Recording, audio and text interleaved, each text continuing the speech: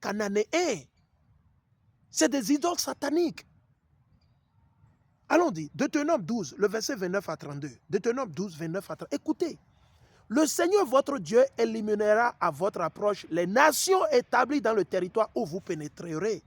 Vous pourrez ainsi les déposséder et vous installer dans leur pays. Lorsqu'elles auront été exterminées devant vous, ayez grand soin de ne pas vous laisser prendre au piège de leur exemple. Ne vous intéressez pas à leur Dieu. Vous ne devez pas vous intéresser à Noël, nouvelle année satanique, joyeux anniversaire et jour d'indépendance. Non! Il dit, ne vous intéressez pas à leur Dieu, à leurs idoles. On ne doit pas s'intéresser au christianisme, ni à l'islam. On vous l'a toujours dit. Ne vous préoccupez pas de la façon dont elles les adoraient, avec l'intention d'adopter leurs pratiques. Ne les imitez pas pour adorer le Seigneur votre Dieu. En effet, dans leur culte, ces nations commettent toutes sortes d'actes que le Seigneur déteste et condamne. Les gens vont même jusqu'à offrir leurs fils leurs fils et leurs filles en sacrifice à leur Dieu. Et c'est ça que vos politiciens font. Tous vos politiciens, ils offrent leurs enfants, soit leurs cousins, leurs tantes, leurs grands-pères, leurs oncles, c'est ce qui se passe aujourd'hui. Juste pour représenter Satan. Allons-y. On va lire dans le livre de Jérémie. On va vous le montrer. La Bible ne ment pas. Vous pensez que vous allez vous cacher? Non. Non, non, non, non, non, non, non, non, non, non, non, non, non. Vous serez exposé. Alléluia. Allons dans Jérémie. Jérémie, le chapitre 10. Ça, c'est un chapitre préféré, classique, pour exposer votre faux Noël. Allons. Il dit, le Dieu vivant face aux idoles, l'Éternel face à votre arbre de Noël. Écoutons, gens d'Israël, il n'a pas dit chrétiens. Les chrétiens peuvent adorer, ça n'engage que eux. Ils vont payer tôt ou tard. Il dit, gens d'Israël, mais nous les Israélites, nous les Noirs, les Nègres, les Latinos, les Indiens natifs, on doit retourner vers l'Éternel. Et les autres nations qui veulent servir dans notre royaume, vous êtes obligés d'arrêter de célébrer ces fêtes païennes, sataniques, démoniaques. Et arrêtez d'amener les enfants devant ces idoles. Écoutez le message que le Seigneur vous adresse. Voici ce qu'il déclare. Ne vous mettez pas à l'école des païens. C'est ce que l'Éternel a interdit. Mais les chrétiens, c'est ça, ils sont à l'école païenne. Ne vous laissez pas troubler par des signes inhabituels apparaissant dans le ciel. Laissez cela aux païens. La religion des autres peuples, c'est du vent. L'Éternel dit que le christianisme, c'est du vent. L'islam, c'est du vent. Il dit, la religion des autres peuples, c'est du vent. Rien de plus. On coupe du bois dans la forêt. L'arbre de Noël, là, auparavant, ils font quoi? Même jusqu'à présent, ici aux États-Unis, c'est comme ça. Si vous allez en Europe, c'est pareil. Maintenant, ils ont commencé par fabriquer les arbres de Noël artificiels pour pouvoir faire du business. C'est du business.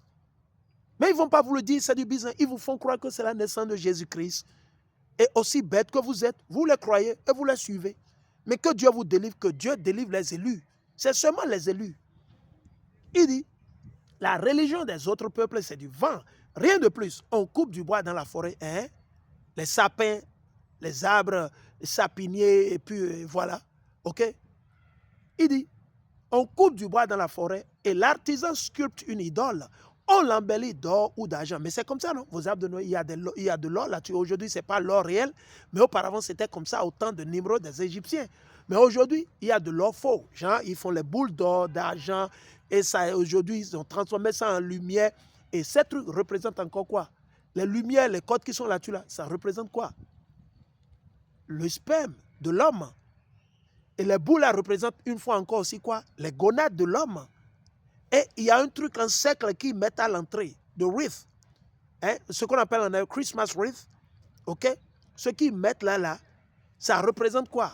La partie privée de la femme. C'est en hiver que leurs idoles sataniques font la promotion de la dépravation sexuelle ou quoi.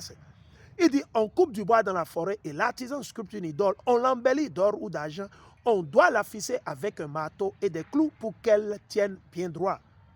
Comme un épouvantail à moineau dans un champ de concombre. Ces dieux-là ne parlent pas, il faut bien les porter. Ils sont portés, ils sont achetés dans les marchés, ils sont achetés dans les supermarchés, dans les magasins, on les met dans les voitures, des fois on les attache au-dessus de la voiture, on les ramène à la maison, ils ont des trucs avec des clous et des vis pour pouvoir les garder debout qui ne tombent pas. La Bible, Dieu sait tout.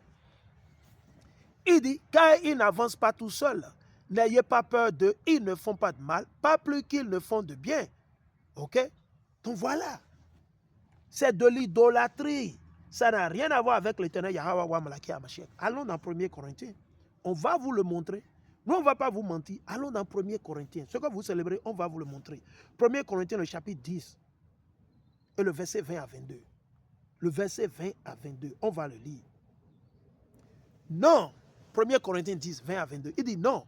Mais j'affirme que ce que les païens sacrifient est offert aux démons et non à Dieu. Ce que vous allez sacrifier pour Noël et votre nouvel an satanique, c'est à Satan que vous faites ça. Votre Noël, vous célébrez pour Satan, ce n'est pas pour Dieu. Hein. Ah non, non, non, non, disons-nous la vérité. Ah non, non, non, non, non, non, non, non, trop c'est trop. Ok? Il dit non, mais j'affirme que ce que les païens sacrifient est offert aux démons et non à Dieu. Or, je ne veux pas que vous soyez en communion avec des démons.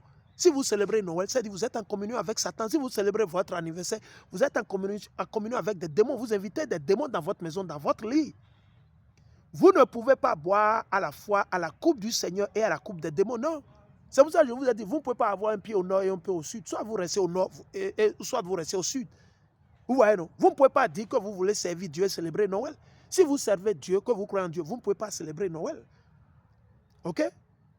Il dit, vous ne pouvez pas boire à la fois à la coupe du Seigneur et à la coupe des démons. Vous ne pouvez pas manger à la fois à la table du Seigneur et à la table des démons. Ou bien, voulons-nous susciter la jalousie du Seigneur? Le Seigneur, il est jaloux.